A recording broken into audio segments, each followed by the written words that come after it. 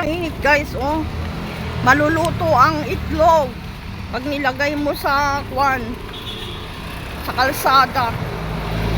Yan, oh. Malaki yan. Pwede man, ang layo pa. Jesus. Kaya, Tamo, hilain mo ako eh. Mas malapit yung jeep.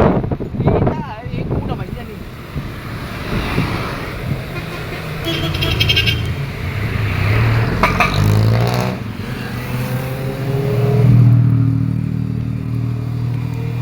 Sobrang init.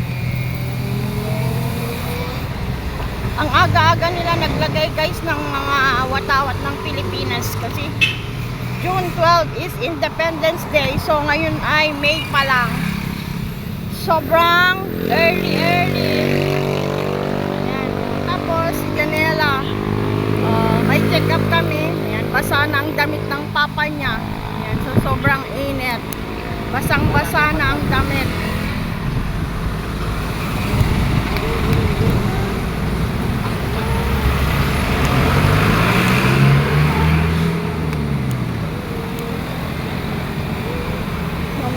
Nag-aantay ng masakyan. Si Janela nagsasayaw na.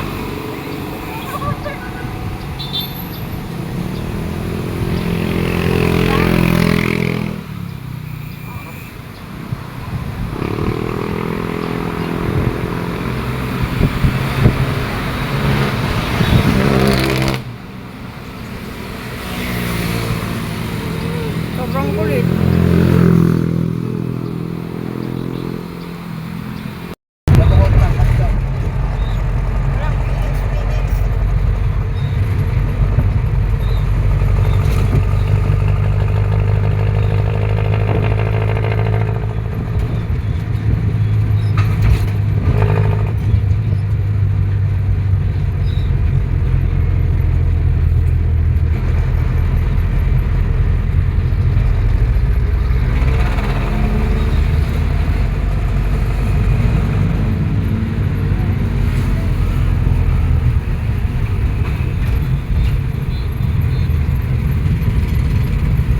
Pwede na pa. Pwede na? Mamaya. Susuklipin. Sige na. Dali lang ako ah.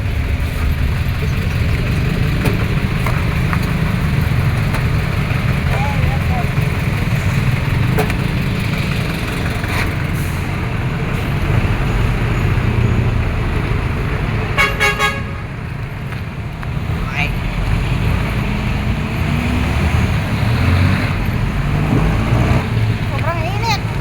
Tapos sasakay po kami ng tricycle. Baka na. Tayo pupunta dyan. Muna tayo. Hindi ka na. Magpe-pure gold daw muna siya. Sabi namin, magpapacheck up muna bago mag-pure gold.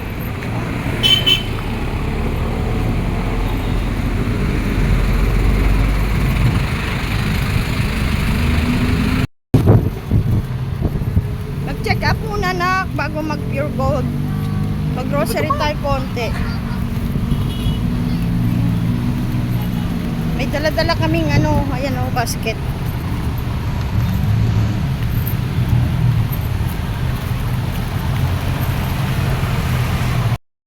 Sobrang init. Nagta-tricycle kami uli.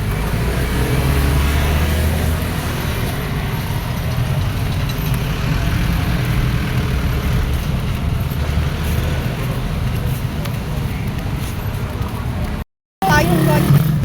Si Janela lang at saka si papa niya. So, hindi na ako nagbihis. Walang bihis-bihis. Area sa hospital. Yan o. Wala ang bihis. Tapos, pagtapos ng check-up namin ay mag-grocery kami konti para sa aming paninda. Sakay kami ng tricycle. Kasya ba tayo dyan? Saan? Kasya tayo.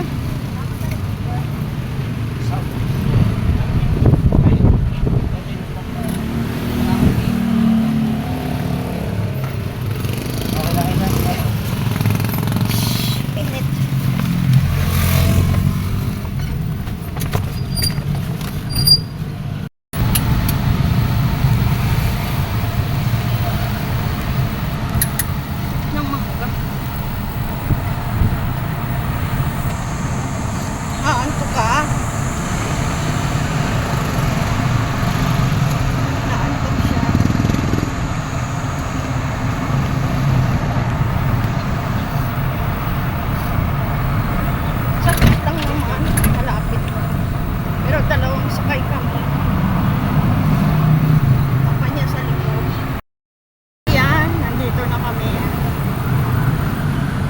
dito laging nagpapacheck up kami pagka hindi sa PGH.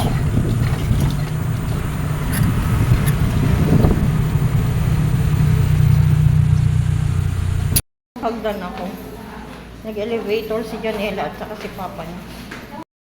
Nandito na ako sa third floor.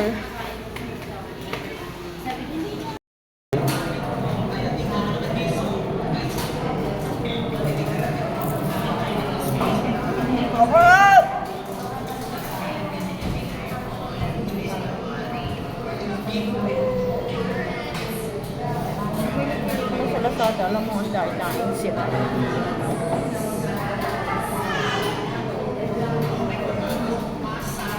Ah.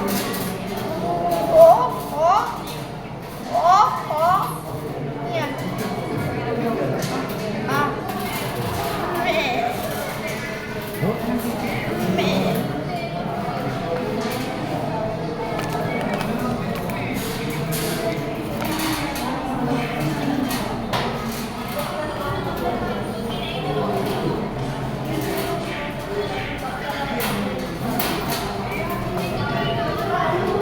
Waiting, natawagin si Janela ng kanyang doktor. Ay, waiting pala natawagin kami kasi sabay na kami papasok. Eh, isa lang po yung doktor namin.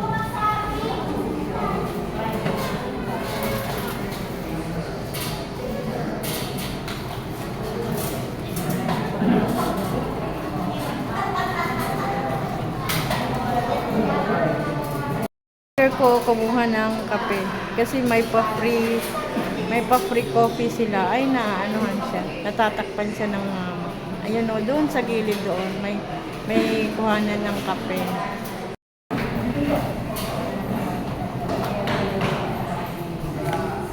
Pumunta kami dito sa hospital, walang palit-palit ng damit.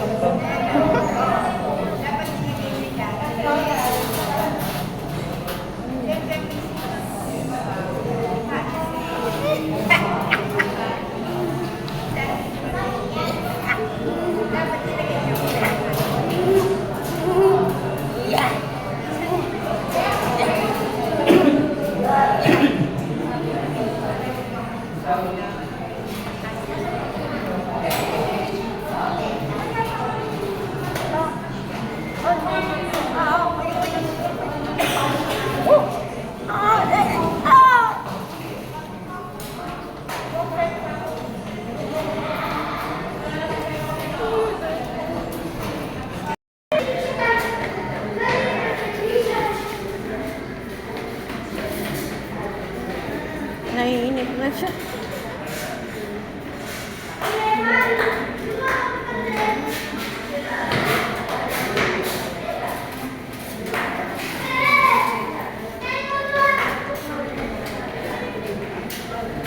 Akin na yung tubig, ako hawak.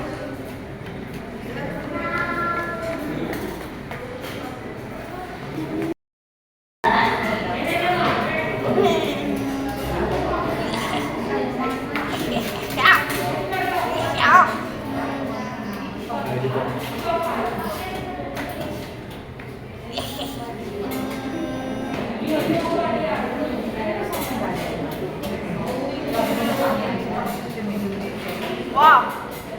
Ayaw ah!